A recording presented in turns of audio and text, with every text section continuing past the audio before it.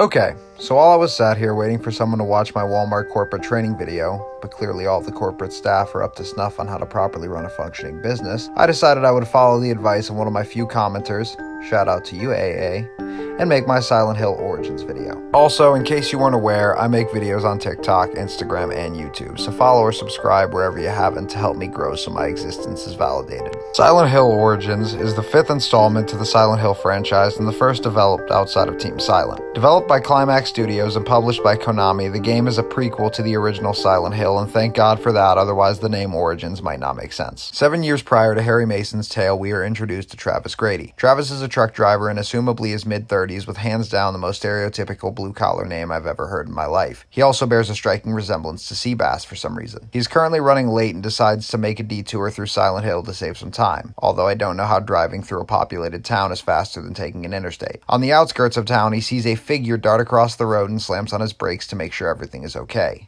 After assessing a lack of damage, Travis checks for a body. He finds instead a brown-haired girl in blue uniform before she turns and runs. During Travis's pursuit, because he has nothing better to do than chase small girls through a rural area, he discovers a house on fire. He notices a woman standing beside it, and before he can approach her, he hears a scream from inside the burning building. Because writing believable characters isn't the developer's strong suit, Travis runs inside without context or concern for his life to find a severely burned girl. He carries her to safety before passing out because the developers pulled a lot of inspiration from Harry Mason. Travis awakes the next day on a bench in Silent Hill. Remembering the events of the nights previous, he makes haste to Alchemilla Hospital to check on the girl and see if he can collect some reward money. When he arrives, he is greeted by Dr. Michael Kaufman. Kaufman informs Travis that they have had no new patients. Confused, Travis continues his search of the hospital before finding a faceless nurse, because at this point they're synonymous with the franchise. After noticing a strange mirror, the brown-haired girl appears and Travis is transported to the otherworld. After fighting his way through the otherworld, Travis finds a strange object belonging to the Floros from Silent Hill. He encounters the brown-haired girl once again, and because Travis is a one-trick pony, he falls unconscious. After reawakening in the hospital, Travis meets Lisa Garland, who informs him of a sanitarium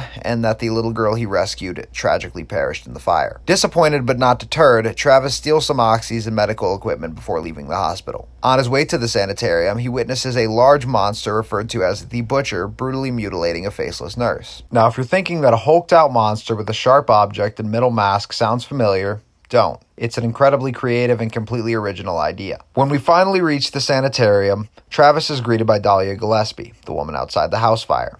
She explains what we already know, that she is Dahlia, Alessa is her daughter, and that this story has no chance to break new ground or shatter expectations. After some exploration of the sanitarium and wondering how many more times I'm going to have to say that word, we are given some exposition into Travis's past. His mother, Helen, was very mentally unstable, and when Travis was a child, she attempted to do the worst thing an unstable mother can for her child, sign them up for Boy Scouts. Helen was taken to a female isolation ward for a small timeout before telling her doctors that she's all better and wanting to see her son now. Travis enters his mother's cell to find that his mother has become an unrecognizable monster. No, not a dance mom, but somehow much worse. After defeating her, he finds another piece of the Floros before encountering Alessa again and deciding to take another nap. After waking to find a ticket stub, Travis correctly assumes that he should head to the theater. There, he runs through various puzzles and monsters until eventually discovering another piece of the Floros before, for sake. Travis wakes now to find a key leading him to Riverside Motel. You know, for a small town, they have a lot of attractions and places to stay, none of which are named in honor of Silent Hill. Travis's path from here is a difficult one, fighting through monsters, figuring out puzzles, learning to read and write,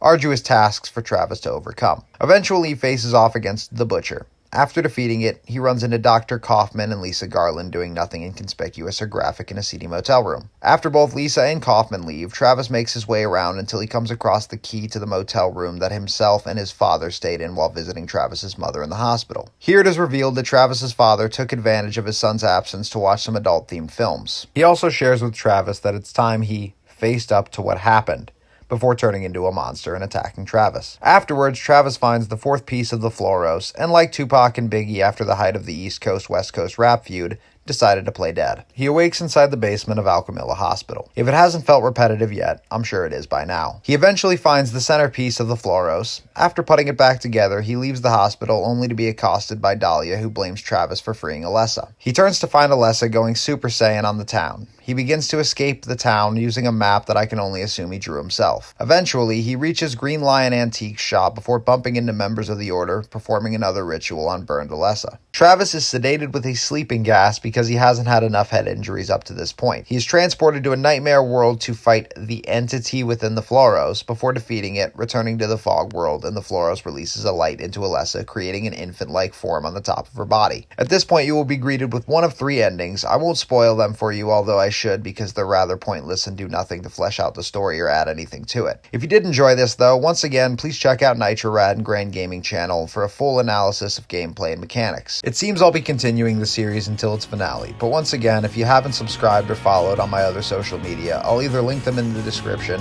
or you can find them on my page.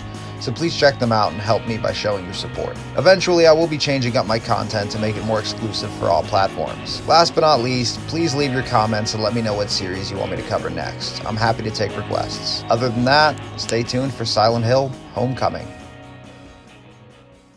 Jesus fucking Christ, did Travis just punch that monster? That's pretty baller.